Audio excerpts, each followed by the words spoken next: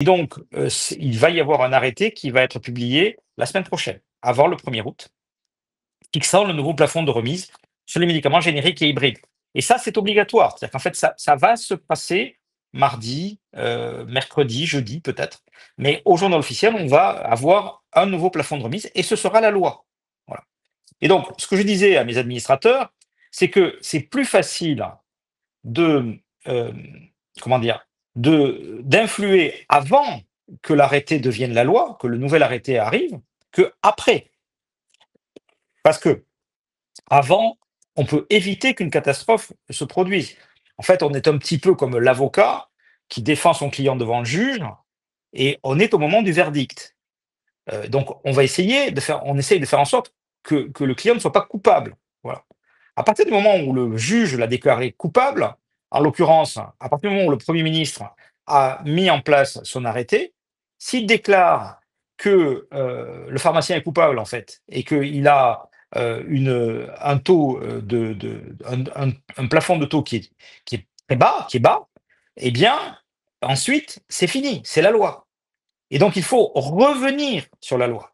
C'est-à-dire qu'en fait, il faut trouver, d'abord, il faut changer de Premier ministre, parce qu'évidemment, lui ne va pas se déjuger. Donc, il faut obtenir qu'il y ait un nouveau gouvernement. Et ensuite, il faut obtenir que le nouveau gouvernement, une fois en place, veuille bien revenir avec des éléments nouveaux, avec des nouvelles preuves, avec des nouvelles évidences sur la décision déjà passée par son prédécesseur. Quel intérêt il a, le nouveau? Le prédécesseur a fait le sale boulot. Le nouveau, il arrive, il dit: «Mais moi, c'est pas moi, c'est ça, je l'applique, parlons d'autre chose». Et c'est donc un moment de bascule charnière qui est très important.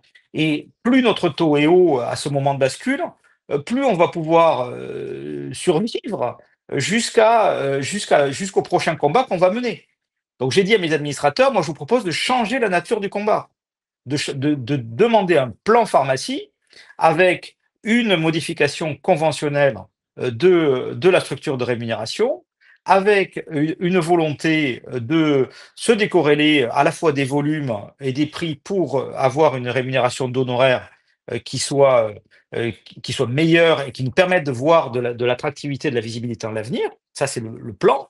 Et d'autre part, pour faire ce plan dans des conditions à peu près normales, avoir ce que nous estimons être une solution qui est gagnante en euros pour le réseau, c'est 34,15, qui actuellement, vous comprenez, on a 40, 2,5, 40 sur les génériques, 2,5 sur biosimilaires et hybrides.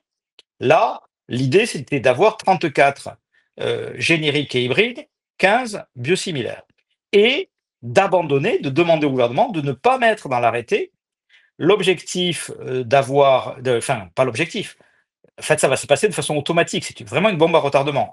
D'avoir 20-20, 20 sur les génériques, 20 sur les biosimilaires, donc au 1er mars ou 1er avril 2027.